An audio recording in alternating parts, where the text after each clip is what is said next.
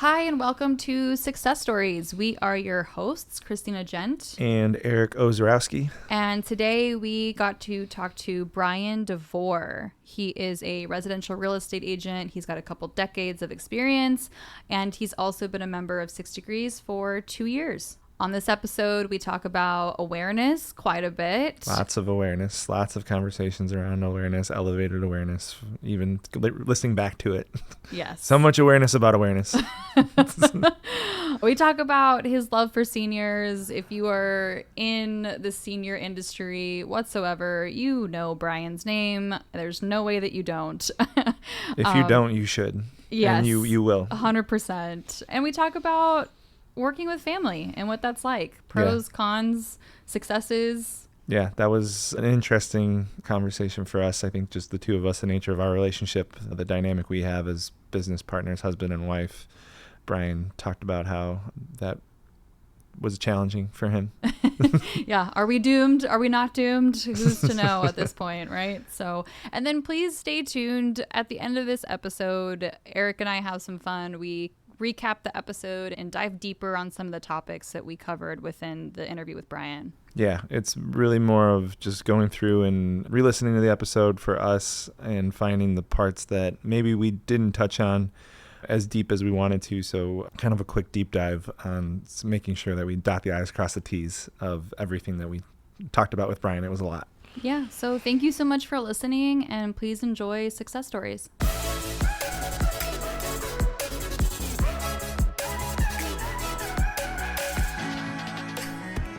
Yeah, I mean, part of this was also, do we do audio and video? Like, what do we, and I'm just like, let's just start simple. Let's just get with audio first and see what progresses from there. There's just a lot more editing, and obviously, you know that it's a lot of work to add video components to it. Right. I mean, we do video and then we take the audio out to make the podcast version of it. I know some people who just do a podcast and they have their phone set up. Right. And stream it on YouTube. So yeah, there's a bunch of different ways to do it. Right. Cool. Well, thank you. Yeah. This is really fun. So, man, I've been talking about doing a podcast for a long time. So it's fun to just, I basically said to Eric, I was like, I'm going to put this on the calendar and we're just going to have to make everything work around it. So it was really just without taking charge. Then I feel like it just is one of those things that's easy to not get done. Christina is very much the person, and learning more and more about it is just like, she's just like, oh, we're going to do that. And it's like tomorrow. Yeah. Right. And I'm more of like, let's plan it out. Let's think about it. Let's make sure it's on brand, like all the stuff. Mm-hmm. Right. And she's just like, just shoot, let's go. It's a good combination. I have an idea. It's just like, we're going to run with it. Let's go. I've learned that my job is to bring Christina's ideas to life. That's what we do in this business. That's what we did for our wedding. And it's just like, that's what I do. I bring her ideas to life. Yeah. Awesome. That's very cool. This business is that. It's kind of, this podcast is another version of it. Yeah, for sure. It's really fun. It's fun to be in business and partners and have someone cheering each other on that way. Totally. It makes a big difference because you can bounce ideas off each other and have different perspectives. You know, because one's coming from one angle, one's coming from another one, but then you have them both together. It's like you can do way more. Yeah. Yeah, let's do a check-in. I feel like that's a really good way for just ground this, kind of have a starting point. I think what I'm sitting with right now as far as a check-in goes, I would love to just hear where everyone's energy is at. So maybe even on a scale of 1 to 10, what's the energy level for right now? Eric's thinking. Yeah, it's nervous. There's a nervous energy. There's okay. It's probably like a 6 or a 7. All right. That's good. I don't know if I like it. All right. Well, but it is what it is. It is what it is. So you got to own it and roll with it. Yep. So it's interesting because this morning earlier, I was like, okay, I'm going to the Padres game tonight. I know I have work to do between now and then. I got the podcast I'm looking forward to, but it's like I just want to get to the game, right? Mm-hmm. So my energy level was sort of a little antsy, but it was sort of like maybe a 4 or a 5 when it came to like wanting to just hunker down and get my work done. Mm-hmm. But then coming in here, it's like I'm like at 12. Yeah. Because just you guys have great energy, and this is totally fun. I love doing this kind of stuff, and obviously where we're sitting you can't help but feel the energy of the people who've been in this room before. Right. You know, pretty wild. So no, I'm jazzed. So, and I still have the game later on. So if I'm 12 now, I mean, shoot, I'll be 16 by the time the night's over. Imagine if they win. Right. Yeah. If they win, when they win. When they win, exactly. Yeah, for sure. Yeah, I would say I'm also pretty high up there. I mean, if it's not a 9, 10, maybe I am also like a 12. I've got a little bit of the nervous energy too, just the nature of this being number one for us, but I am excited. There's a reason why there was people that we wanted to start with. You obviously have a lot of experience, and so just naturally being in the room with people that have that, I feel like we can work on in this time together, maybe shifting the energy from nervousness to the excitement piece and getting really into the groove of it all. Yeah, for sure. I mean, and what I like about the way you guys have set this up, it's just a really relaxed conversation. I mean, where we're sitting, you know, you don't have big bright lights, you know, it's just a conversation like we normally would do. We just happen to have microphones in front of us. That's all. Right. I had a candle. Oh, yeah. You were going to bring a candle. I have it. It's somewhere. That's why the energy level is lower, Eric. Maybe we need to light the candle. Yeah. I'm You're gonna gonna light light the candle? He's going to find the candle. All right. That's funny. But yeah, I just love the way you guys have, you know, taken the bull by the horns with this, which is sort of like what you've done with everything with 6 Degrees. You know, and kind of, you know, going back to what you were saying, Christina, about sort of the yin and yang of how you guys work. When you get these ideas and you want to go with it and start it tomorrow, you know, whether it's the different stretches, whether it's the Friday workspaces, whether it's the year-end kickoff parties. Yeah. And then Eric is dialing in all the details and the nuts and bolts. So this is sort of coming together in a lot of the same way. Yeah, for sure. Yeah, it's definitely been the cadence of the last 3 years and how we've operated. What does that look like, I guess, for you in building up your business? Just, I mean, it's many years of experience and everything. So like from the beginning, if you can think back to, we're in year 3 right now. So what did that journey at that point look like? Yeah. So at the time, I was actually working with my now ex-wife also. Okay. Oh, really? It's not foretelling anything, okay? Like, uh-oh. As it happens, the last year of our marriage was our best year together in real estate. Okay. Kind of ironic. We figured out how to work together. We just couldn't figure out how to be married together. Mm-hmm. You know, when we first started the business, we started it in a community that was a newer community, and we're starting to have some turnover. So thankfully, we had some good success early on just because of the circumstances of it. And then we went through, and this was back in 2008 when the economy just, you know, went in the tank. But we managed to ride through it. So, but in those first few years, there was a lot of trial and error, just trying to figure stuff out. We had a mentor that helped a lot, a great support staff at the office. When you're a real estate agent, you're an independent contractor kind of doing your thing and just trying to figure stuff out. I had already had a pretty decent background when it came to like sales and marketing, so that helped me in what I was doing. My ex-wife had an extensive background in commercial real estate because that's where her dad's in. So we had a foundation, but we were still just sort of seat of the pants, you know, type thing. And also kind of a similar situation where you drop into an environment and say, we're going to start this business, but who do we know who's going to, you know, either be future clients or referral partners or the network? And we didn't really have that. Kind of like you guys a little bit. You kind of drop in and did that. But now, you know, 3 years later, we started having that. And look where you guys are 3 years later. Mm-hmm. You know, all the people you know. And we talk about the fact that you guys are like the ultimate connectors. You know, when Christina reached out on LinkedIn and, you know, seeing all the connections you have on LinkedIn, it just keeps growing and growing and growing and introducing people and how many more members you guys have had. So it's been fun to kind of watch where you've taken the group and taken 6 Degrees to that next level. Yeah, I mean, it's definitely been fun. It's funny looking back and thinking about the fact that we were brand new to this city and decided not even a full year into living here to buy a business that is everything to do with relationships in a city that we knew nobody. during a pandemic. During a pandemic, Yeah. right. So just throw that in there. During one of the craziest times in anyone's history. Yeah. So wild.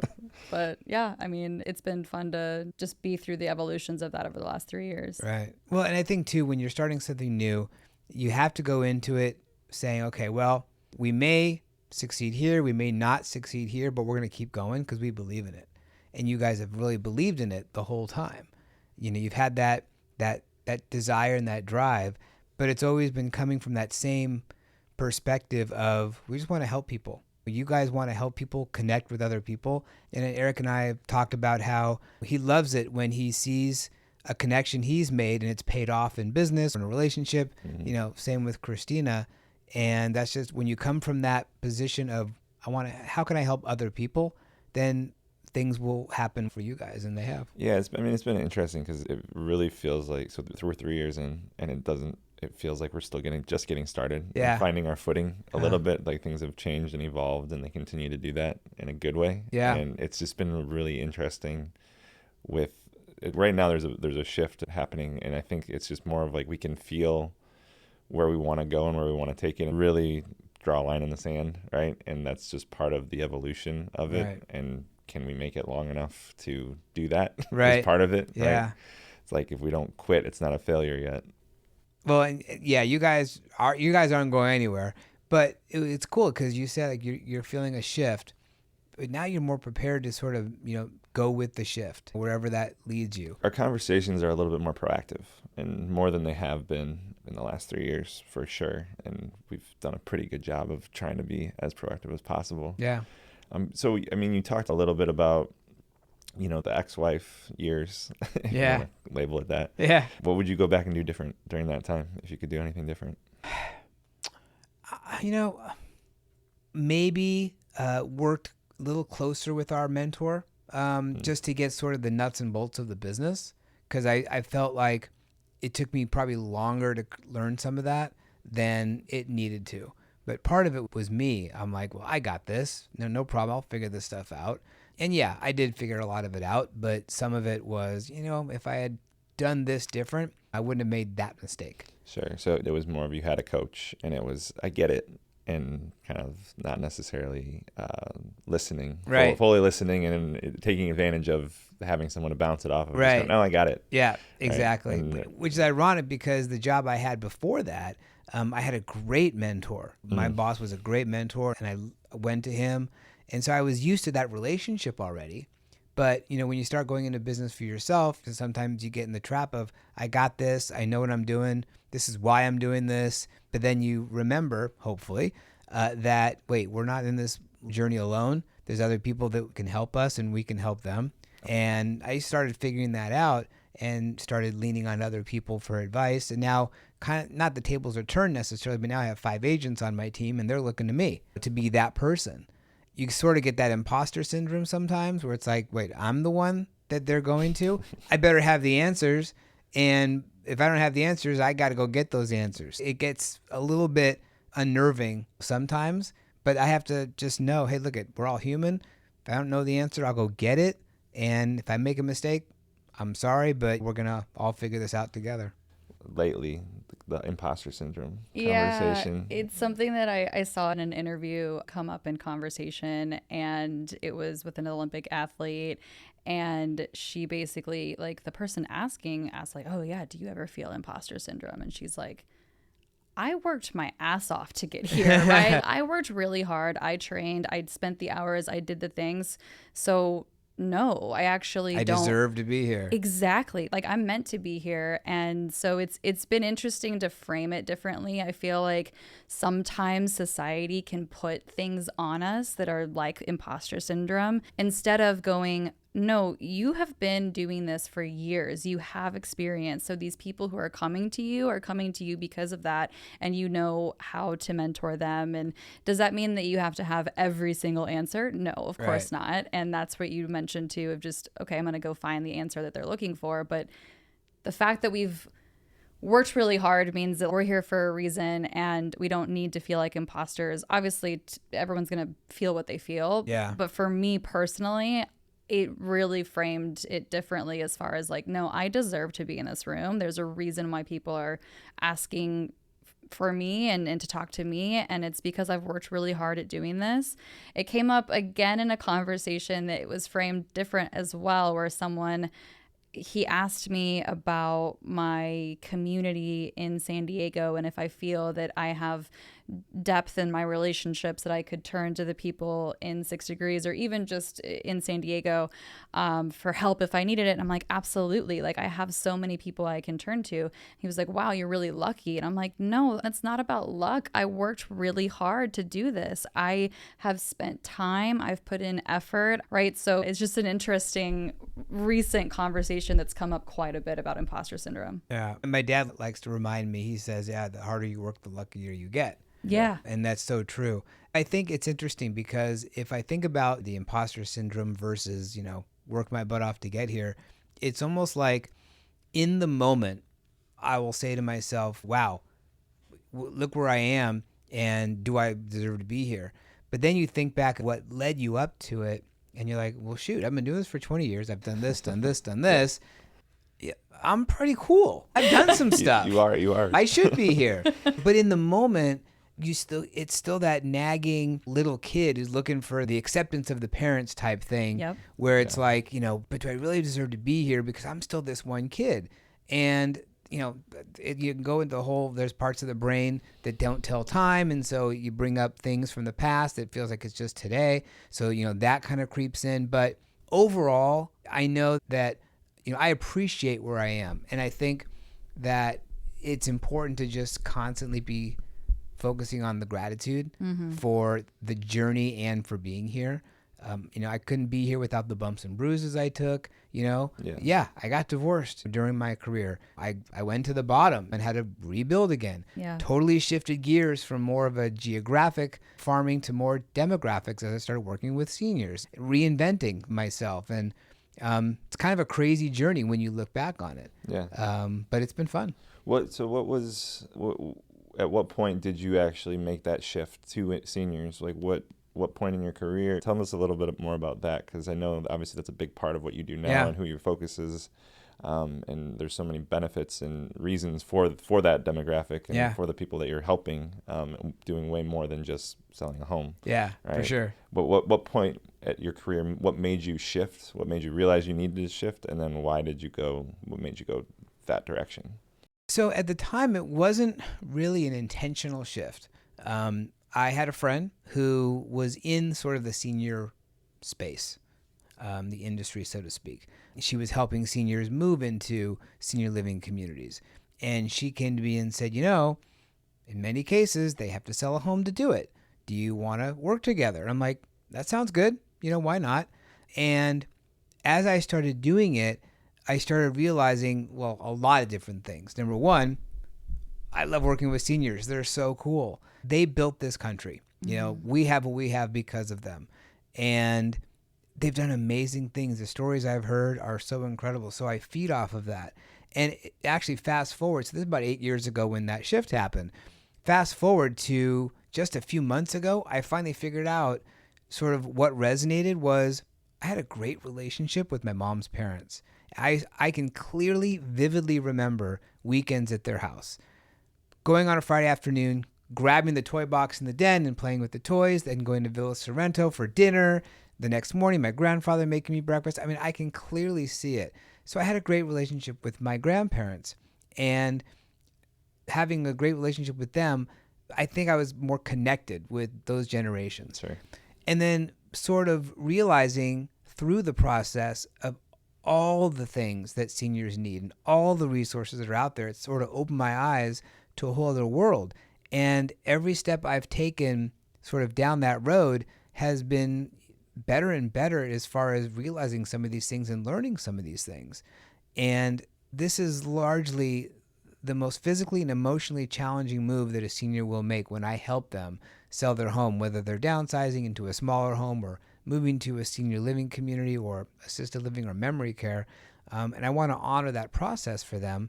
And it gives me a lot of gratification knowing that, we're doing something for people who may not be able to do some of these things for themselves. So yeah, it wasn't as much of a, aha, I need to do this. It was, okay, let's do that. And then just sort of kept opening and opening and opening from there. And so you said about 2 months ago, there was a different set of dots that kind of clicked, or there was a connection of what triggered that. I have what no idea. I have no idea. But I remember kind of where I was. And what's interesting in this sort of, I'll say industry, the senior industry, a lot of people who are in it for that personal reason. They had a grandmother they were close to who had Alzheimer's. Someone who works at the Alzheimer's Association told me that. So a lot of them have these personal stories and the connections. And I kept saying, I don't have that. I love working with seniors and I love providing the resources, but I didn't have that personal connection of this happened in my life and I want to do something because of it. Until a couple months ago when it's like, oh, of course, I had a great relationship with Nana and Papa. I mean, they were my second parents. I just didn't realize it earlier. It didn't click until then. Yeah. And then I'm just started to think about it. I'm like, well, duh. That's what's going on here, Bryan. Figure this out. But it wasn't because of that I got into it, but because I got into the industry, it made me realize again and appreciate the relationship I had with them. They were amazing. It's funny how those aha just smack you in the face can happen. And it's like, why didn't this come sooner? Why wasn't this clear? We literally had that happen about a month ago. Yeah. Just with a little bit of a shift in a rebrand, I mean, part of this is we are taking the word networking out of our vocabulary and really focused on connection. And we had to work through, okay, so we bought something. This thing that we bought has existing members. So from the very beginning, we knew we wanted to create something different than standard networking. And we were really, really holding on to the people who were part of it when we bought it. Just over time, we're like, who is this for? Who are we helping? Like what, like really, if we get down to it. And so often people would come in and it's like, oh, is this person a fit? Maybe we can make it work. And it was a lot of trying to mold around what existed versus saying, no, this is who we are and what we can offer and what we're good at. So let's go there. And so the language of connection and connectors has been all over our website, all over. I mean, it's in our marketing, it's in the way we talk. And it really wasn't until a month and a half ago that we're like, oh, this is for connectors. Like, right. It's just the word connectors. Why are we trying to make it so difficult? And it felt like that smack in the face of realization. This is who this is for. It's for people who are connectors naturally or people who want to work on being a better connector. And that realization moment has now led to some of these shifts that are all happening kind of in the next 45-ish days and including this podcast. So it's really exciting to have that clarity. I now, when I talk to someone, anyone who's interested, it's so clear to me. So it's been so helpful to me in how we grow. Yeah. Well, and it probably feels, well, we talk about energy and having energy, right? You have more energy around it. Yes. Probably because it's more of the authentic you and who you are. And you can't wait to go tell someone about somebody and connect them together and share the rebrand because this is coming from who you are. And I love what you said about trying to fit a square peg in a round hole and it wasn't always working versus always having that mindset of what's our goal? It's to help people connect. I have a talk show we talked about and when I had a different name before, but it was time to bring it back after COVID, I immediately said, we're going to call it the Bryan Devore Connection because it's about connecting people with each other, connecting people with resources. And really that's what being in this sort of relationship business, which look at, I sell houses, but I'm in a relationship business. You know, you guys have these groups and all the other activities you do, but you're in the relationship business. And we're constantly thinking about how we can create, enhance, and grow relationships with people. And you guys are really good at that. Thanks. Yeah. Thank you.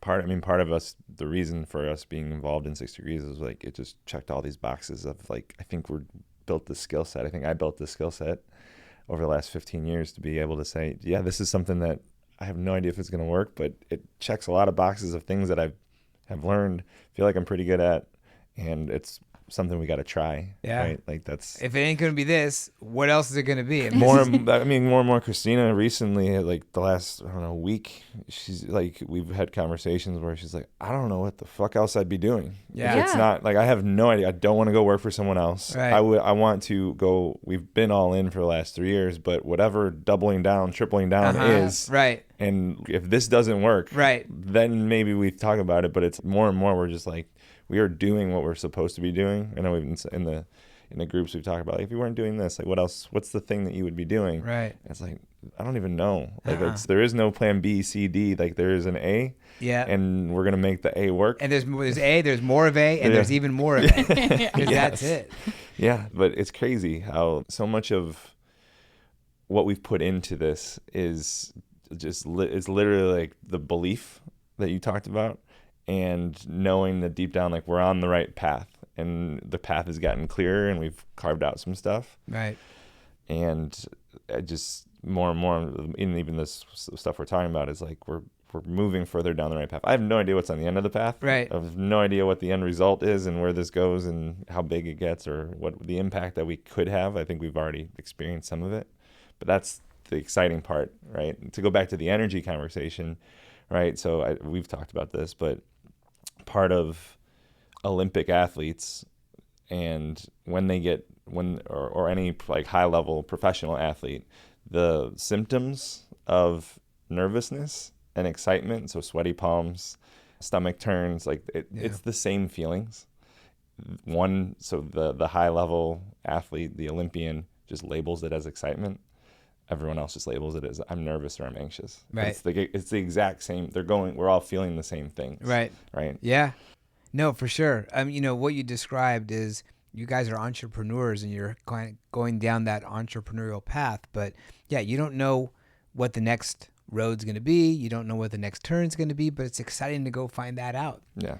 And, you're coming at it not from a place of fear, but a place of excitement. I think when that fear sets in, that starts creating doubt.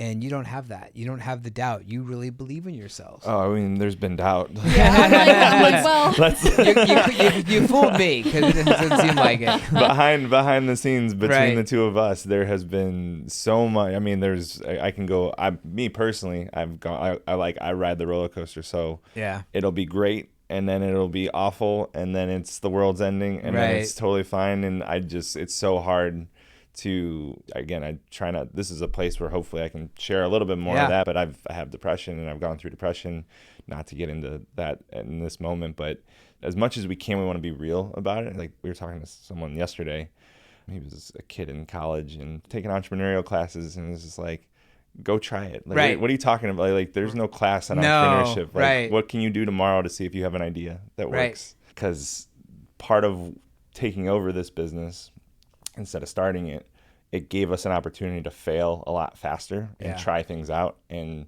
evolve and iterate on it. But yeah, it has not been all smiles and rainbows and unicorns and puppy dogs. And roses, right. That's another reason why we wanted to even do this podcast, to be honest about it and to show people or tell people. Maybe from the outside it's looked like we've had our shit together, but we have had so many days and struggles. I mean, there have been plenty of days that I have said, I don't think I can do this anymore. This is too hard. And then, I mean, the very next day, or maybe even that same day, I will talk to someone in 6 Degrees and they will share with me something that impacted their lives that was because of what we've done. And I'm like, well, there's nothing else I can do. Like, this is what I'm supposed to be doing. As hard as those hard days can get, it's worth it. It's so worth it to me. This is so fulfilling. The work that we're doing is important. Those hard days are not erased, but they're used to continue learning from and growing through. But yeah, the depression, I mean, that's something that affects the whole household too, right? So it's certainly been the most challenging last 3 years of my life, but equally, if not way more, the most fulfilling years of my life. I was going to say, you wouldn't change it for the world. No, I could not. Obviously, our successes and our failures make us who we are. More the failures than the successes in a lot of ways, because it's how you persevere through some of those things that really say the measure of a man, as they say, or woman, is how you get through those times. But again, being centered, which you have been, on how can we help other people. And you're going to have those down times, 100%. In my career, I've had lots of down times. How am I going to sell another house? I'm never going to sell another house. You feel like one bad thing is going to lead to 10, but then you have one good thing that leads to 10. But it sometimes feels like it takes longer to get there.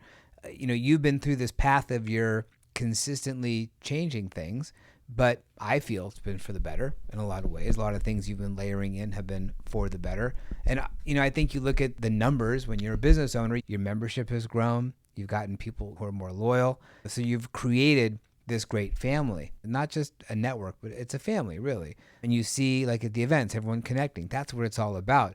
It makes it worth it to go through some of those down, dark times. Yeah. We've all been through them in our businesses. When you're a business owner, and look, you have each other, but at the end of the day, it's not like you can just clock out at 5 o'clock and be done. You're thinking about this stuff 24/7. Mm-hmm. And if you didn't, you don't care. You got to have your downtime. You got to have your vacations, etc. But it never goes away from you because that entrepreneurial spirit is not going to go away, and you're constantly driving for even better. I literally woke up this morning and immediately one of the first thoughts was this podcast for today. Right. Like I started cold sweat. Like I immediately wake up and I'm like, okay, podcast. How's this gonna go? What's happening? Like I just went straight there. Oh yeah. When I started mine, it's like I couldn't sleep the night before. Anytime I have a new thing, it's hard to sleep the night before. How's it gonna go? It never goes as badly as I think it's gonna go. Because I always think the worst. Yeah. And now it's just sort of, it becomes a lot easier. And some of those like feelings, like you said, it's excitement, not fear. It changes your perspective on what it is. It's just reframing. I mean, recently we took the train up to LA, and hadn't been on this Amtrak in a while. And I don't know if I felt like a senior citizen, elderly person. I was just like, I don't know what's happening. And it gave me so much stress. And like, I understand as we get older, we kind of get in our habits. Yep. Right. Of just like the comfort zone. And I was like, I didn't realize that this was going to be so far out of my comfort zone, but it was something that I've never done. It just literally happened before we got here, or picking up food, driving through the drive-thru. I'm like, wait, you put in an order and then I'm going to go through the drive-thru to pick it up and tell them that we put it in through that way. I've never done that before. Right. I'm like, I don't know how this works. Right.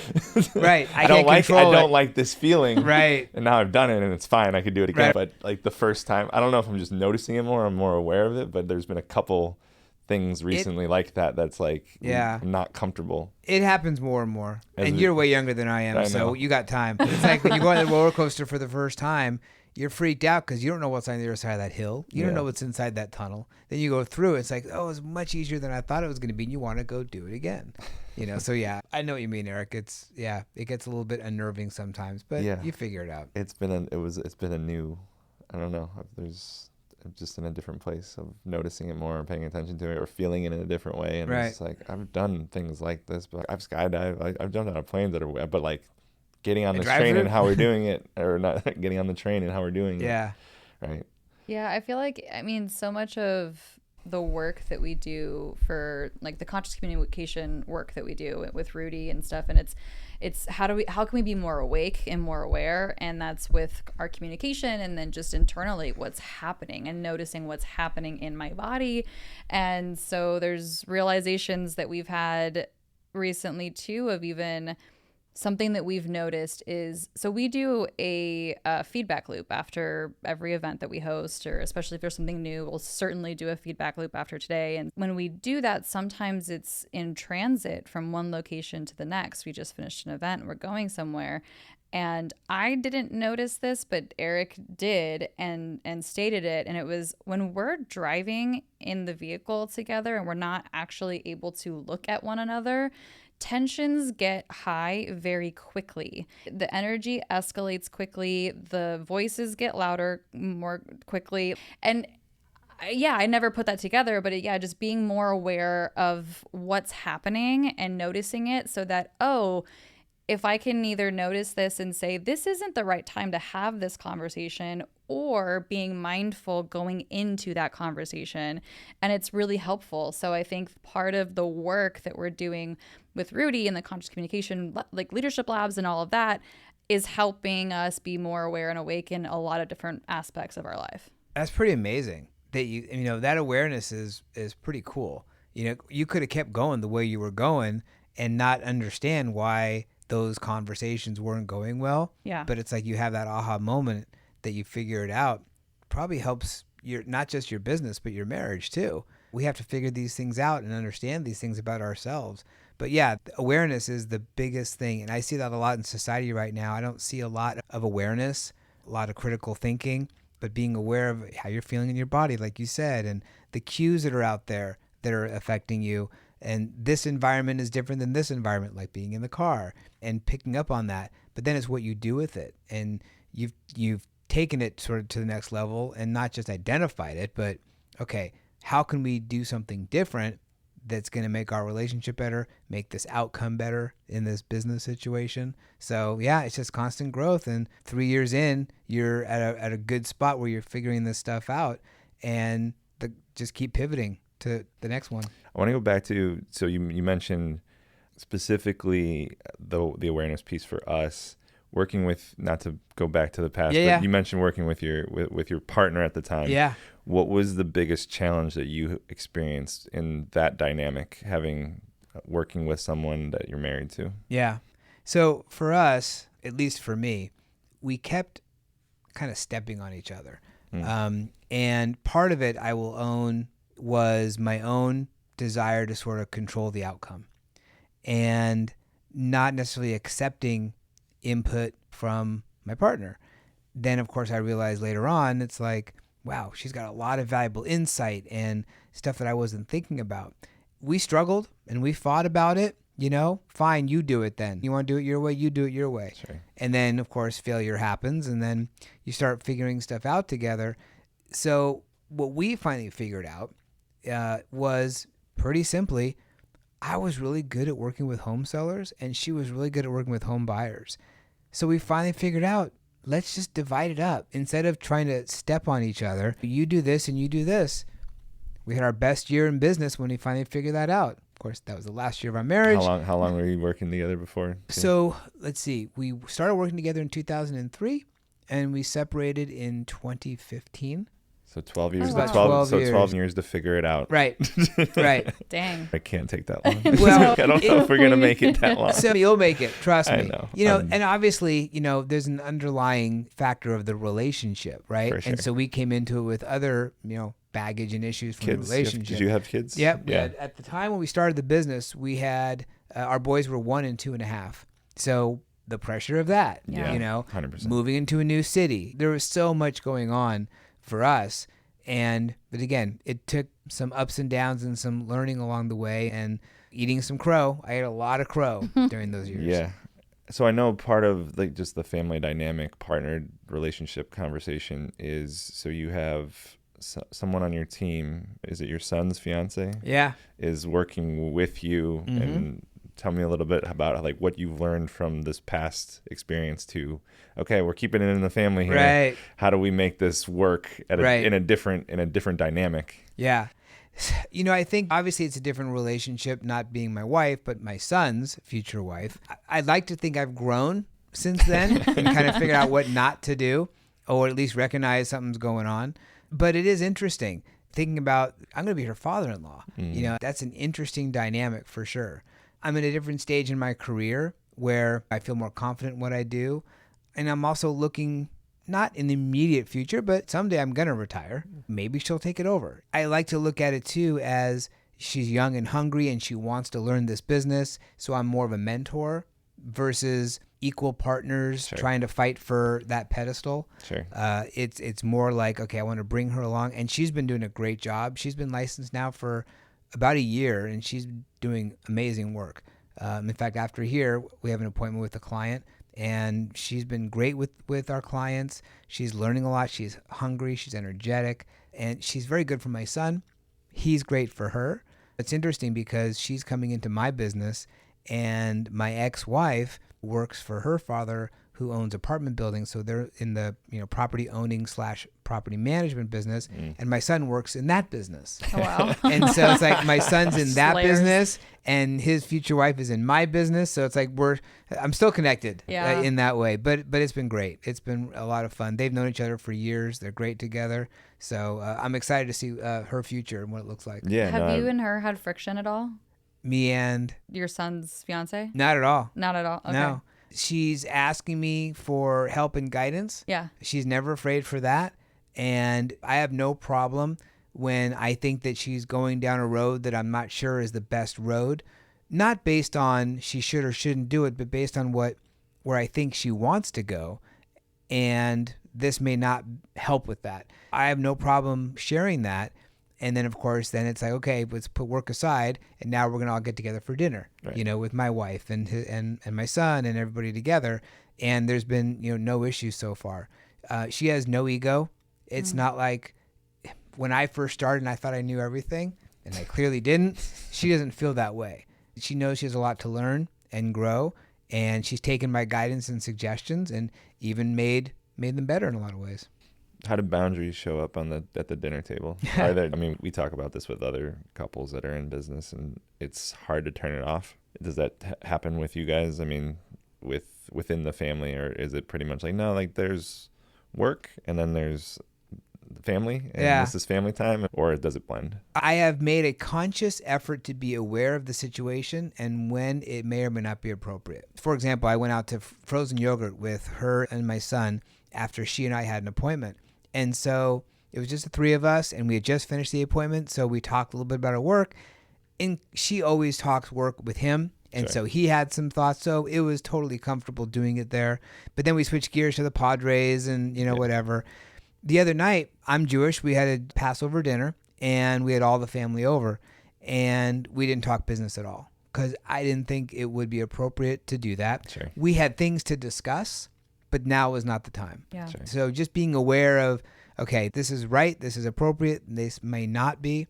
And I don't want to put her in a position where maybe she doesn't want to talk about it, and then I bring it up and she doesn't feel comfortable maybe around my mom or my wife. Right. So just being aware of the circumstances. Yeah, I think it goes back to the awareness piece. And then if Christina wants to have the conversation and I don't want to have the conversation now at this time because of whatever, being able to communicate that in a way that's not, what's urgent, what's important. Right? Yeah. That's something that so much of this business is we live it, we breathe it. There is all the lines are blurred because it's relationships with the people that are friends and people in business, and like it's all just entangled together for us by design. And there's times when it's definitely like, no, we need to not here, not now. Yeah, it's just being aware of body language, tone, the words that we're saying, so that piece, going back to the awareness, right? We've talked about it multiple times. Yeah. Well, to make it real, so the example that Eric was talking about of going through the drive-through, so we ordered food beforehand. I was on my phone ordering it so it could be ready by the time we got there. And so we get into the drive-through, and it was just inconveniently one that I can't get back out of. It's once I'm in it until I have to go forward. And there was a line, and the food was ready. I could have easily walked inside and picked it up and gotten our food. And I started to get really anxious knowing, okay, what time is it? We need to be here to record. We need things set up, and I want to be there on time. So I was sitting with a little bit of that, and there was one car behind us, and I was telling him, like, maybe I should just go and like just be like, hey, could we actually back up? And I said it a second time, and in that second moment, Eric snaps and was just like, then do it, right? Then just go tell him, go like do it. And I was like, whoa, okay, where is that coming from, right? That's what happened. For the record, that is what happened. That's exactly what happened. Did you back up and just roll over the car, or what did you do? Yeah, well, looking at that, and I also said, whoa, okay. Now I'm tail between my legs, right? Yeah. Like that's how I'm feeling. And he did proceed to like still a little bit high energy, but go, I'm feeling anxious right now. I don't feel as prepared as I want to feel for going into today. And so it's just knowing that, being aware of it and trying to be better at correcting it, or trying to do the best that we can of not snapping in the moment, right? And it just takes practice. Well, 100% takes practice. And a lot of it too, and I'm trying to get better at this in my relationships with my wife, I have a second chance to do this right, is being proactive ahead of time. Where it's like, if I have these feelings, I'll share that. I'll say, gosh, I'm feeling anxious about doing this podcast. I don't feel prepared, what have you. But we're afraid to necessarily admit it, because if we say it out loud, then it's true. Yeah. But if you keep it to yourself, maybe it's cool. But once you say it, the words are spoken, it's like, okay, now what do I do with it? You have to actually deal with them. But you were both coming from the same place, but you didn't know about it. No, yeah. And then it showed up. Mm-hmm. It manifested itself in that way. Welcome to being human. Yep. Yeah. We Take suck. a seat. We suck at Exactly. communication. It's hard. Yeah, absolutely 100%. It takes a lot of work to be present and mindful and proactive and all those things. And I fail at it a lot. And what time of day is it? Did I get enough sleep last night? Am I hungry? All those things factor into who we are at that moment. Yeah. We do the best we can. We show up. We hope we do the best we can. And if we don't, we apologize and we move on and do better the next time. That's all we can do. That's all we can do. And I mean, so much of it in this business is all just that on times 10, times 100, right? Like all day, every day. And we love it. I love it. And as much as we're awake and aware and try to be, it still happens. 100%. Because we're human. It's real. It's that we're not robot. We're not AI. No, we actually have emotions and feelings. But that's what makes us who we are and better at it the next time. For sure. I want to shift gears a little bit because this topic has come up a lot in the past couple of months, and your name has come up a lot as a really good example. Oh boy, here we go. As a really good example. So when we do like our feedback for breakfast and even just talking to people, there's a lot of fear around having a niche, right? And really boiling it down to be super specific. And people have expressed, okay, but if I do that, then I can't work with, it's going to put me in this box and I'm not going to be working with everyone else that I love. And I love like the newness and right. And it's like, okay, what if we can identify the bullseye? This is the bullseye. This is who I want to work with. And this is who I'm going to focus on. And then the target is still going to be hit in all of that. I'm still going to collect everyone else who was already in my network and who was getting fed to me. And so I would just love to hear a little bit about your experience of that and what that's actually done to your business. So great question. And I've had that question of myself, and I still ask myself the same question. So yes, I made the decision to focus on working with seniors 8 years ago. It just sort of happened, but it's evolved to where that has been the focus. And I have a couple people in my life have talked about the benefit of doing that when it comes to being more referable.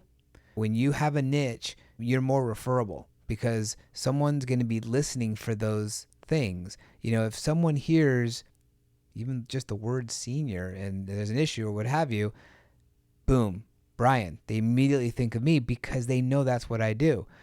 But of course, I have the fear of being pigeonholed too. Because I work with everybody. I don't discriminate based on age. That's the joke. But I work with people who are divorcing couples. I have a designation for that. I work with my past clients and all those people. So I will work with other people. Of course, that just happens. But it is, I think, important to have a niche because it shows that you are special and you have an expertise at something. Obviously, you want to pick a niche that you feel comfortable at, you're good at, and you have a passion for. Because if you don't have a passion for it, you're just doing it. And look, I've heard of lots of real estate agents going into sort of what I do because, the silver tsunami's here and there's a good way to make a lot of money. Right. That's not the reason to do it.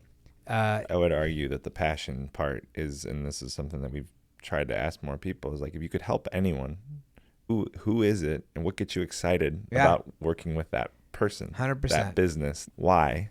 What's the why behind it? But the passion part is what's going to make it sustainable and not just be a business tactic. You look forward to waking up the next day and doing what you do. One of the first things I think about in the morning when I first wake up before my feet hit the floor is, who am I going to help today? And my first mind usually goes to, okay, what senior am I going to help? Is it a client I'm working with? Is it a new client I'm meeting with? They need my help. I am uniquely qualified to do it. And I think when you have a niche and you get really good at it, then you can say, I'm uniquely qualified to do this. Now, there's lots of people who do what I do. They have the seniors real estate specialist designation and all that kind of stuff. But I am who I am, and I have the resources to help. And for me, it's very gratifying when I have friends or my wife's friends who have issues with their parents who are now reaching out to me because it's not just about senior real estate, but it's senior issues in general. And I met with our friends over at her mom's rehab because her mom had fallen down. I met with my friend and her mom and her stepdad and the stepdad's children to try to put together a plan of what the next steps look like because they have no clue what to do. Mm-hmm. For me, working with seniors is I can be valuable. I know this is a road that people have not gone down before, this journey of aging and trying to figure out what resources are available for them. Sure. And so I love doing that and having the passion for it. But I think it is helpful to have a niche, obviously dependent upon the industry. I can only speak for my industry where it does help being you're more referable, etc. Yeah, I mean, I think you were the one. I think I got there's riches and niches. I think Yeah, I got. I that. remember sharing that with you. It came up in a group one time, and I was like, I really like that. Yeah, because the example. So I came from hospitality and the food industry, and the real estate world is equivalent, right? Like every industry has this, but okay, we're a restaurant. If I go by everyone that eats is a potential client or potential guest or potential customer.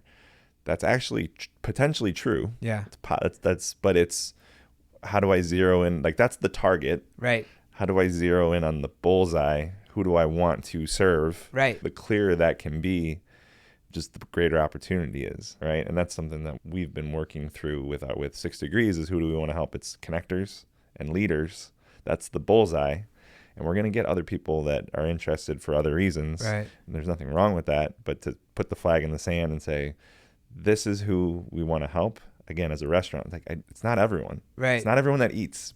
Right. What type? Which meal are we talking about? What type of food? People that like certain things. What ethnicities? Right. The clearer that I can be of like who's the people that I really want to help, the easier it is to attract those people and more of those people. Right. It's a great analogy, actually. The restaurant's a great analogy because you can be everything to everybody, but if you're the best Italian restaurant out there because you have a passion for Italian food, people will get that and they'll come. Mm-hmm. And you won't get the person who necessarily wants Mexican that night, but you're going to get all the people who want the Italian. And who knows, maybe someone who, hears how great you are doing this, they're going to come to you now. So, yeah, I love that analogy. It's really cool. Well, I think part of it, too, is marketing. So much of it is being remarkable, right? So actually, the experience is so good that I tell someone, right? And part of it is specializing and having the experience to be able to go, yeah, no, I've worked with how many senior elderly citizens have you helped at this point, right? I have a track record. Mm-hmm. And so I know that there's a level of care, but I'm probably also like there's a level of care that's going to make me talk about it. You didn't just check the boxes and do the thing. You went above and beyond with someone that's really important to me, right? So that actually creates word of mouth just by doing what you're doing in the business. Well, and it goes to the point we talked about very early on about the goal isn't to make money. The goal is to help people. The money will be there if you're doing the right things for the right people for the right reasons. I love what I do every day. I feel I'm good at it. I have a team that is focused on doing a great job for people and being those people that our clients need. And yeah, the business will be there because of it. But the focus is on helping the people. And in your case, same thing. You're focused on helping people, connecting people, bringing them together. And the success of 6 Degrees will be because of that. Your focus isn't how do we make 6 Degrees successful? It's how do we make the members of 6 Degrees successful? And then 6 Degrees will be. 100%. To me, it's the Zig Ziglar quote of you can have everything you want in life as long as you help enough people get what they want. Right. It's very true. It's that. Mm-hmm. It's that simple. Well, and there's also this really deep level of trust in that you are helping a very vulnerable community.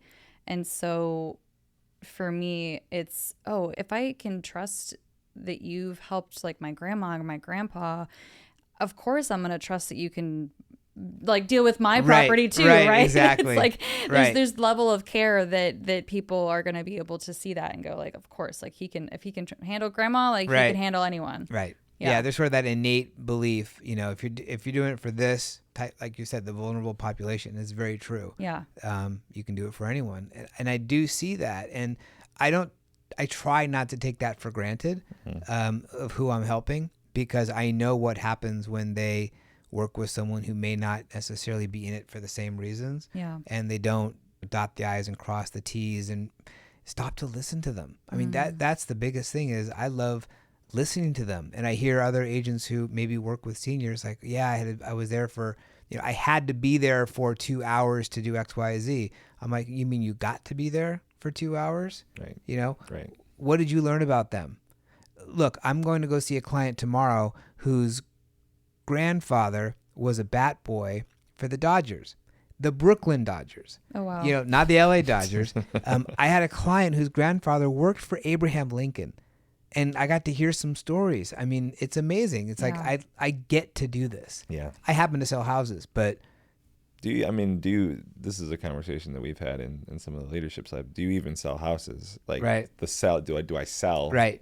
Am I actually selling anything? No. Or am I whatever the version of dreams is? I'm helping a client make the transition to the next chapter of their lives. Which is way more impactful. And I know from talking to you, like that's how you think about it, right? But I mean, for the purposes of selling houses, like that's again, that's the out public what people see a realtor does, right? And it's a mindset shift. It's the same thing that we're talking about with, it's just a reframe of like, no, I don't sell houses. Right. That's the result of what happens of me doing this thing. Right. I actually get a little uncomfortable. So I happen to be the top selling agent in my office. Cool, whatever. But I actually get a little bit uncomfortable when they talk about who sold the most homes and that kind of stuff. But I have no problem when they talk about this other thing, not necessarily related to that, but I was fortunate enough to be named San Diego Business Journal Leaders in Real Estate, not because of how many homes I've sold, but who I'm helping. And I love that. So much of it is, so congratulations on that. But so much of it is, what am I tracking? And so if we're talking about the amount of homes that I've sold, how many people did I help? That number is way bigger. It's way more impactful. It's way more closer to the passion that you're talking about. And we could track that instead. Yep. And it could be part of the metric, but most people look at the dollars, the bottom line. And that's what success is, right? And to your point, I mean, there's lots of people who say, okay, if you want to be really successful in real estate, go after the $5 million homes, the $10 million homes. Sure. For me, it's like my average dollar amount per home is way lower than most of the top performers. But I'd rather have way more units sold because I'm helping that many more people. Sure. I'd rather help 40 people achieve their goals than help 20. And yes, I can maybe make the same money, but am I going to feel like I had the same impact? I don't think I would. You categorically wouldn't in terms of pure numbers. Just by numbers, right. Half or a quarter. Money would be the same, if not better, but the impact isn't as much. And I know you, it's like, that's important. Yeah, it's more work, but that's why I have the agents on my team. And they're like, well, you're splitting up all the commission with other agents. So we get to help more people. And I get to do more things that I love doing, and they get to do what they love to do. Christine, I'm interested for you with this conversation around, just for us, we've talked about, we don't want to be the biggest thing. We don't want to have, and there's an impact piece to that. We're actually missing an opportunity. I'm just curious if what you're sitting with related to having 100 members right now, and we're really passionate about the 100 that we have, and what is 200, 300, but it's not hundreds of thousands of people, but impact wise. Well, and that's where I think part of starting this podcast comes into play, right? There's a couple of things that we're bringing into 6 Degrees and introducing that will have an impact on more people, right? We're going to be able to reach more people through this platform. By the time this airs, it will be announced that we're going to have open book financials. So that's another thing that's going to be a disruptor and a game changer. And it's going to be a positive impact for a lot of people and a lot of business owners to see what that can do for a business, right? And it's really exciting. So I think we are giving ourselves the opportunity to double down on the members that are here and not have to be a ginormous membership organization. We can really support the people who are here and who are supporting us and who are true connectors. And then through other ways, we can reach more of an audience and affect more people, have that impact. That's awesome. Yeah, growth happens. You get the right base, do things the right way, the growth will happen. And yeah, you could spend all kinds of money, do all kinds of stuff to get to be the biggest one, or you can be the best. Right. You can do both, but focus on being the best first. Yeah, no, Yeah. Christina, I love what you said. I wasn't really thinking about the reach of this, doing something like this. It's way greater. And I think the other side of it that popped into my head as you were talking is what we really want to focus on is how can I help Bryan as a member of 6 Degrees be better as a leader and have that ripple, right? So as we Exactly. get deeper with our members and have an impact, again, through open books, through the leadership labs, through some of this stuff, can we help you, help your team, help, right? And then it just, there's this kind of wave that ripples into the communities that we're in, so that we actually don't need hundreds of thousands. We need the right ones that are actually going to move the needle for their teams and care about their teams and are passionate about the work that they're doing. Yeah. It's not just dollars, right? Absolutely. Yeah, very true. No, I love that. I have another professional sort of in my life who I like to listen to. He said, you build a fence around your people and then grow the people within it. So you are extremely valuable to the people you serve.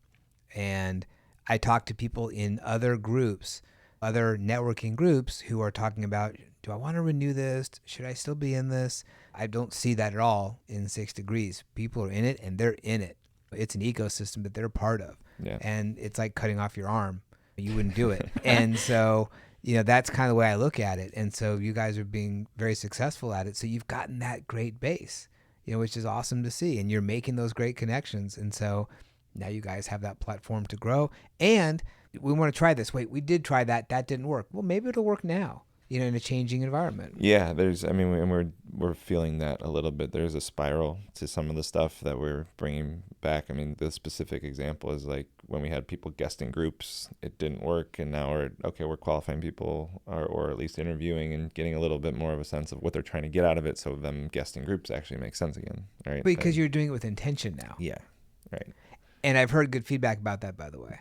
Oh, cool. I had a one-on-one last week with someone in our group, and she said, yeah, I got to guess this other group and this other group, and I've thought about doing the same thing, but knowing the why. It all starts with the why. Right. Yeah, I mean, if I think about the why behind guesting the groups in the very beginning, even before we bought it, when I was working for 6 Degrees, and it was very much to sell the membership, right? That was the why. It was, oh, well, they need to be in the room to experience a thing, and that's going to sell the membership. So I'm coming from a place of sales, right? Instead of the intentionality, how can I help the members of this specific group by having someone guess the group, and now the members are actually meeting someone who's valuable, right?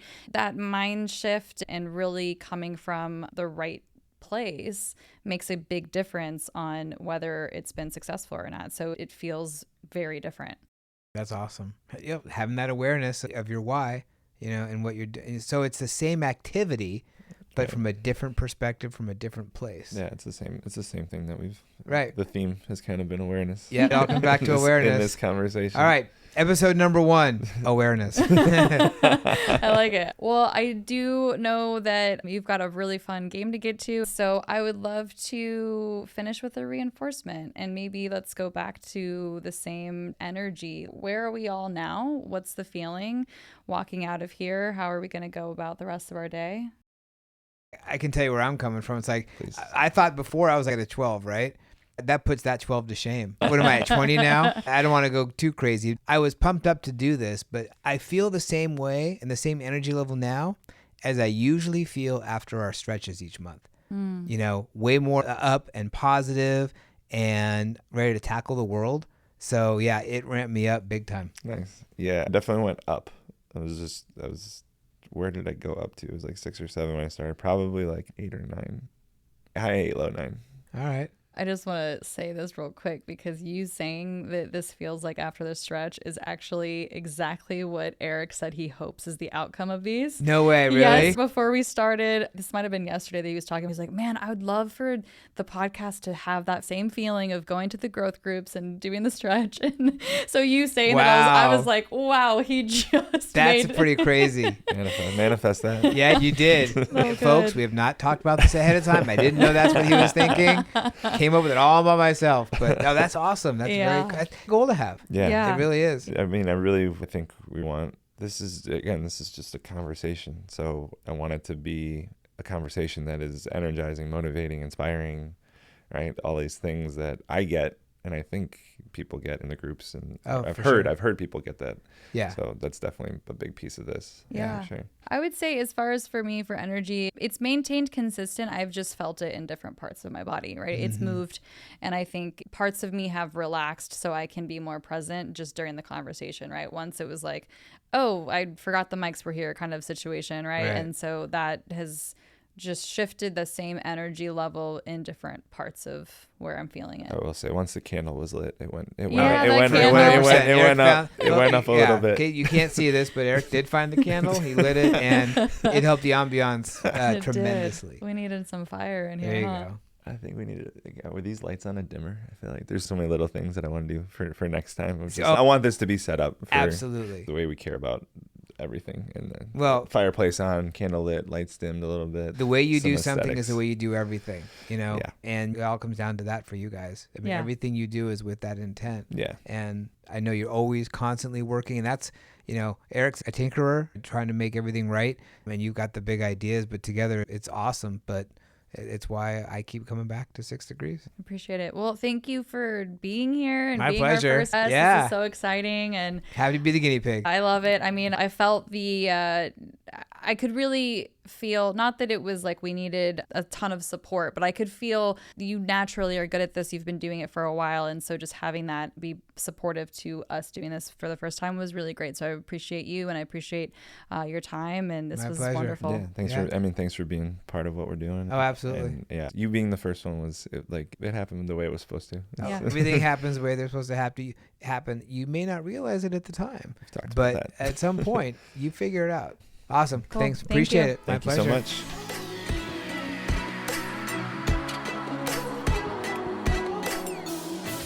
All right, so we are talking about Bryan today and his episode. I know we already said it. Just a huge shout out and thank you for him being the guinea pig and having someone who's experienced, who's in the room and has done plenty of podcasts. I like Bryan. I think we said a version of this, but I'm glad he was our first guest, someone that has experience in front of a microphone and has his own podcast. I felt like it was helpful to have his calming presence. Yeah, I mean, because something that was very real that day was our nerves and feeling unprepared. I mean, we talked about that a bit. I think, at least I feel like I can hear it. Is that your experience of listening back? Well, so I thought one of the things that was interesting about listening back was so much of what we have talked about around conscious communication is awareness, and so much of that episode was awareness. Mm-hmm. And yeah, I feel like we could have played like a drinking game of how many times we say the word aware or awareness in that episode. And it's what struck me in the very beginning listening back was, so there's awareness, and then actually being able to articulate awareness, right? So even the very first part where the check-in was, what's your energy level today or in this moment, or however you phrased it. And the fact that I started with a 6 or a 7, that was interesting to me, that I couldn't specifically be like, no, it's this. And that's what a 6 means, or that's what a 7 means, right? So like the vagueness of the awareness was interesting and something that stood out to me. Well, it's definitely interesting because of some of the conversations we've had in the executive circle, actually, about having things clearly defined, things being the values clearly defined or the expectations clearly defined. So in this moment, what I'm hearing is your 6 or 7 were not clearly defined for you. Well, not even that it wasn't clearly defined, but so if you're asking me how I feel,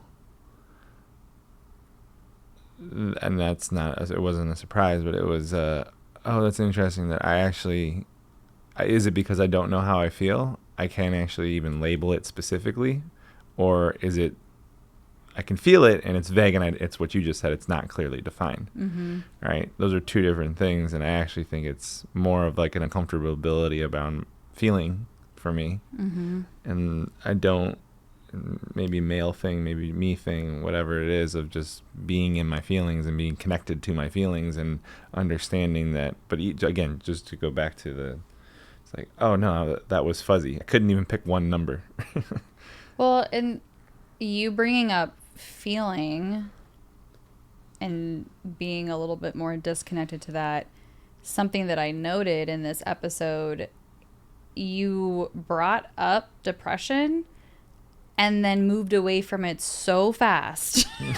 There was not even an opportunity to lean into it or to say anything else about it. It was, yeah, I have this thing, and like, we don't need to get into it right now, blah, blah, blah, blah, blah. Right? Yeah, well, first episode, like, it kind of felt, it wasn't really... Why not? I mean, we're here to be real. We're here to be vulnerable and tell our stories and show people who we are, and that, like, we're all going through this shit.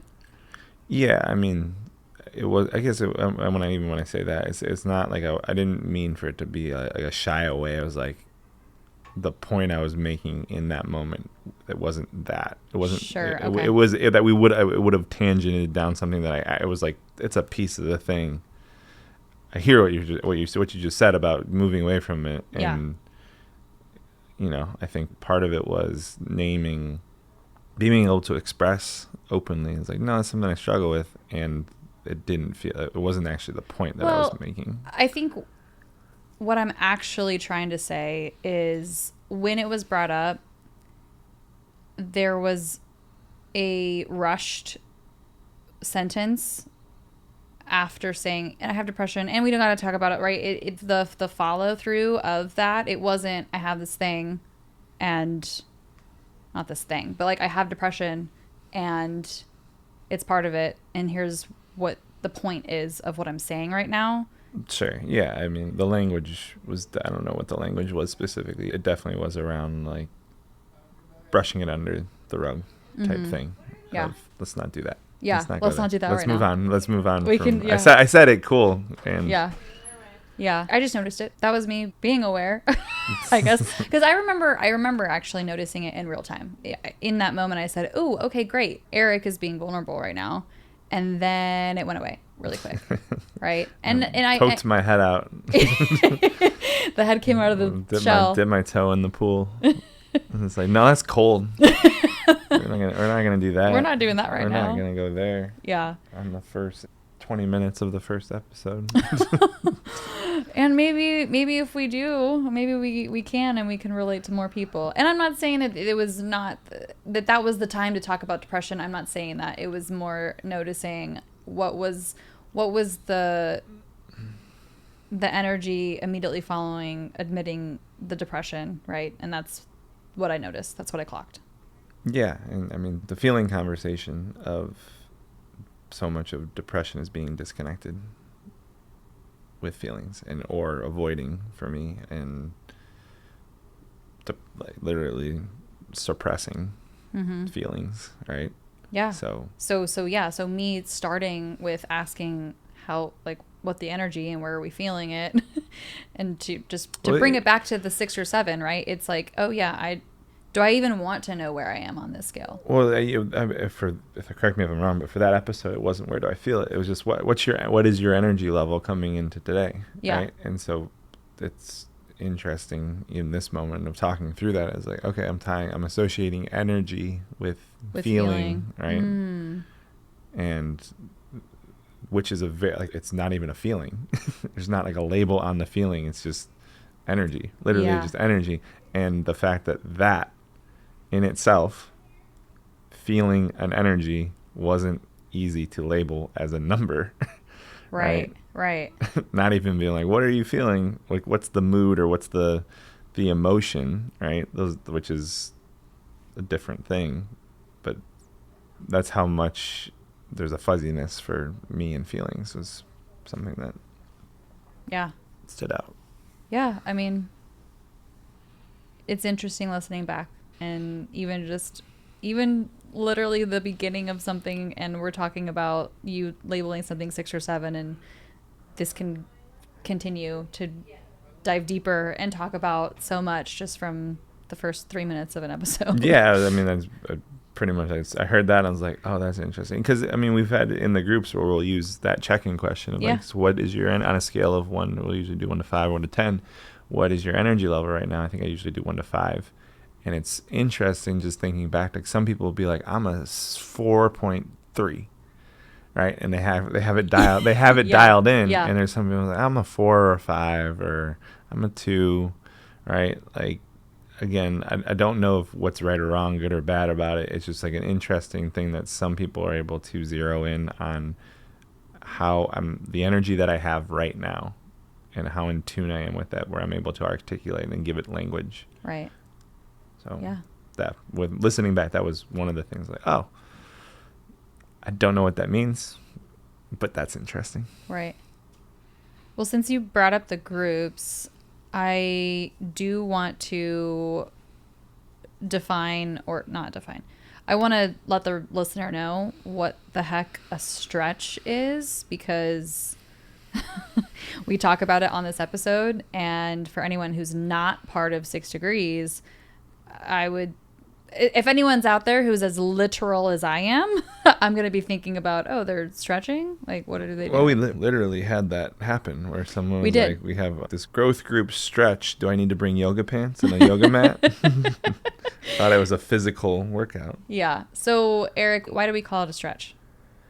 It's actually from, or the origin of stretch is from one of our members, and there's a few reasons that we landed on the word stretch. I mean, there's a couple. Instead of calling it a meeting, No, I was gonna go there. So part of it is we are very intentional with language, right? You and I have talked a lot about the time that we invested in creating our values, and words are really important, and so part of being intentional with our words and not having meetings, not having our groups have meetings, is because we all have too many meetings, right? How many meetings did you have today? Mm-hmm. Right? And how many meetings do all of our members have? And most meetings are really ineffective, really inefficient. And it's just this other thing on my calendar that I don't even want to go to, right? That mentality is not what we want our members to have. We want this to be something that they're looking forward to, something that is inspiring and energizing, and something that they're excited about being part of. And so just by, again, the labeling piece, by not calling it a meeting, that's the intention around it. So the reason that we landed on stretch was more tied to two parts of one. And this was the part that came from one of our members, was they said, when I come to this group, I almost feel refreshed. And it almost feels like if I like when I'm in front of my computer for like 8 hours and I go for a walk around the block. So I'm literally stretching my legs. Yeah. Right. And what we were kind of thinking through how to make this work, or what the word is to describe it. We wanted it to be like a physical stretch. Part of growing and part of expanding is stretching. Right. And so we want these growth groups to be about growth and actually stretching the capabilities that each of us has to be vulnerable and be uncomfortable. That's all part of stretching. So we have these growth groups and we call them stretches instead of meetings, because it sends a different message and sets a different tone for the type of activity and the type of engagement that's happening in these groups. Yeah. How can we stretch our minds? How can we stretch ourselves as a person? We grow when we're uncomfortable. So how can we be in a room with people that we trust and we can feel vulnerable with, and feel like I can stretch myself here and I can show up and maybe fumble, or I can show up and I can try again, and I can learn, and I can listen to other people's perspectives. And I mean, we've had moments where we have generations in the room and there's a lot of learning that happens. I have to stretch myself out of my comfort zone to listen to another person's point of view. So I wholeheartedly have loved that we've called it stretch. And I think it also ties back to, because I don't think we've really dived into, why is it a growth group? When we bought 6 Degrees, they were called referral groups. Again, the power of the language that we use, each word that we use. When I call something a referral group, of course, my brain is going to go immediately to, okay, so this is for referrals. And since that's not who we are, and that's not how we start the intentionality of what we're doing. So you and I worked on what do we change this to? And that's where we landed on growth groups, because we want to grow. We want to grow our minds and ourselves and grow out of comfort. So the growth group and the stretch, it all really tied in together beautifully. Yeah, and I think the growth group part, or the referral group part, I think is just important to name, is it's not about referrals, right? We want to have, it's just not the primary, like it's the result. Right. It's the end result that we're trying to get to. We're not starting with, oh, you need to come in and Christina, I expect you to bring in these leads and whether they're good or not. That's what we're tracking and that's what we're moving the needle towards. Like, that's all good, but that's not actually the intention of this group. This group is about developing strategic partnerships, thinking outside the box of ways to uncover potential connections that could either directly benefit someone that's a potential client, or it could be someone that just someone else needs to meet because maybe they can open up doors for other people. But how do I have a system of people, a group of people that are rooting for my success, right, and invested in my growth as much as I am in theirs, right? That's really what it's about, more than just quote unquote referrals. AI literally won't matter in a couple of years. Lead gen is going to be AI that'll automated. all be automated. So all the more reason to be in with a community of people that I feel comfortable with and I can trust and I can grow with. I want to go back to, so you, when you were talking about the stretch, and one of the things that I don't know that this hasn't registered this way, but the opposite of stretching is contracting. And for some reason, when you were talking about the environment that we're trying to create, is like, I want you to open up. I want you to be vulnerable, and versus literally physically contracting and being shy and scared and coming from a place of fear around whatever the situation is. I hadn't made that connection. So I don't know. Other than that, I don't even know if that fits into this conversation. I mean,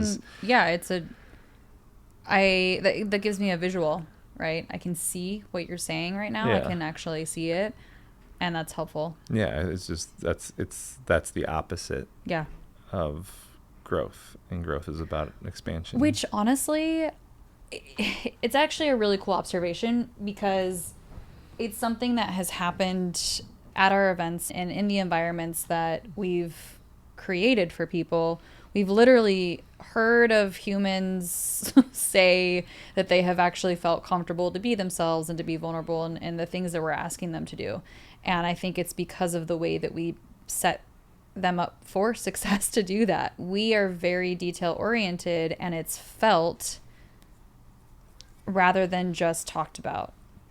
So that's another point that we've talked about it a little bit, and I think that's part of what you just said. So, okay. I want to go to, we talked about that. So in this episode with Bryan, he referred to 6 Degrees as a family. I want to touch on that. I want to touch on the pros and cons. How do you feel about naming the relation of naming anything like a family? Yeah, well, I go to the exercise that we do in the leadership lab with Rudy, that it's that, what is it called, like the infinity symbol, and there's like the plus polarity mapping. Yes, polarity mapping, exactly. We've only done that a couple times with that lab and that work, and when it happened, it really showed me that I think when you and I first started being, I mean, the times that we've been referred to as mom and dad, we're like, oh my God, please stop. We're not mom and dad. This is not that, whatever that means. And we've also talked about when companies have called themselves like, oh, we're like family. This is family. And then there's been backlash publicly, like just like on social media, like, oh, are you really my family? Right? I feel like some people, it's almost one of those topics where people get really, really divided on, oh, it's either I'm supposed to be like family or I'm not supposed to be like family, and this is why, when really it's about having both, and it's about having enough of that flow, the polarity mapping piece, to include the parts of family that are positive and then the parts of like corporate basically that are positive, and understanding how they relate. Sure. Yeah, no, I appreciate you bringing in polarity mapping, and that tool actually fits a lot into here, because I forgot where someone said, I heard this one time, so this isn't a me thing necessarily, but someone, and it just really registered to me, is as a company, as a professional organization with a team, I don't actually want to be a family. Mm-hmm. There's no unconditional love on a team, right? Yeah. There's love, there's care, I genuinely am invested in all these things, but it's not unconditional, right? Mm-hmm. So that, like, in a family, it's unconditional most of the time. The other part of it is there's a lot of, and you alluded to this a little bit, but there's a lot of dysfunction in families. Mm-hmm. And so actually calling it a family can actually be triggering for some people. It's like, well, I don't like, and the version of, well, we're like brothers and sisters versus parental, that dynamic. Brothers and sisters is a little bit healthier for the most part. Depends. Again, it depends on the dynamic, right? Again, it depends. So the thing that was said is, I don't want to be a family, and I don't want my company to be family. And I would actually say I don't want the 6 Degrees community to. I wouldn't name it a family. If it feels like a family for certain people, it's not inherently good or bad or right or wrong. I would want to be, as a company, I want to operate like a championship team, where we are all on the same team, working towards the same goal to win the thing at the end of the season, right? Yeah. That analogy makes way more sense to me than to be a family. Okay. I haven't thought about, I think this is the first time that you've said that to me, and I like it. I think I have to chew on it a little bit and think about what that means. Yeah. Specifically, so again, community, for our community, it's a little bit different, but for you and I, as we grow our team, yeah, we want to hire people like a championship team does, like a championship organization does, sure. like your Chiefs operate. Thank you for that. Right? And do it every year. Right? Yeah, I guess I see that now. Yeah, so just think about, maybe this helps a little bit, maybe it doesn't, but think about, so each year there's quarters, right? And if you think about a season, there's parts of a season. So there's games, and then we're measuring, but it's in a year, that's a season. So did we win? Did we get better? Did we not reach the end goal? Okay, how do we get better for next year? Mm-hmm. Right? It's actually the same. It's businesses versus sport. Yeah. Or versus sports, but I just like the analogy. Yeah. So when someone says, we're like a family, I think most of the time when someone says that, they feel if I say I feel like I'm part of a family, it means for them it's a positive. Oh, absolutely. Right. and that's where I also wanted to just say that with Bryan. I thank him so much for saying that, because clearly, I mean, he meant that in a very positive light, right? And that was a compliment to 6 Degrees. Yeah, for and sure. I 100% took it that way. And you and I have had conversations around family and being called mom and dad, and this being a family. So I wanted to just address that and put our 2 cents into it. Well, I think the other thing about mom and dad, and this happens in all organizations, is our goal is not to be, the reason that kind of rubs me the wrong way, I don't know about you, but I want to build an organization, I want to build a community where the framework and our purpose and our values allow people to make the decisions on their own that align with the way that the community as a whole behaves. Right. Rather than going, this happened, I need to go to quote unquote mom and dad, which is Eric and Christina, to quote unquote fix the problem. Yeah. Right. I couldn't agree more. It's so, if discourse is happening, if something is happening, if I was rubbed the wrong way, whatever the thing is, yeah, I would be elated if that person could actually use our 6 Degrees values and be able to address it and communicate with candor and kindness and challenge each other with love and respect and talk through it. And of course, you and I are here to support when needed, and we've done that. And so right. I agree with you. It's not about running to Eric and Christina every time something happens, because I would want our members to hold our values to our standard and be able to address something. If they see something, they can talk to that person in real time. And yeah, I think that's all I. Yeah. Well, the last thing I'll say is the positive side of mom and dad. That label for us is we care that much. Right. It matters, and people see that, they feel it. So in that side of it, it's this kind of playful, we genuinely care a lot. So again, not inherently good or bad. It's just context matters a lot. On that note, thank you so much for listening to this episode. Why are you making that face? What's in your brain? Why is it so hard for us to say bye? I don't know. Maybe I'll just leave it at that. Yeah. Why is it so hard for us to say bye? Did we do the thing that we need to do? We did the thing. Okay. So Okay. So thanks for listening, and we'll be back. Come back. Join us. Put her there, bub. Put her there, bub. Is that how we end every episode? Put her there, bub. Put her there, bub. I kind of love it.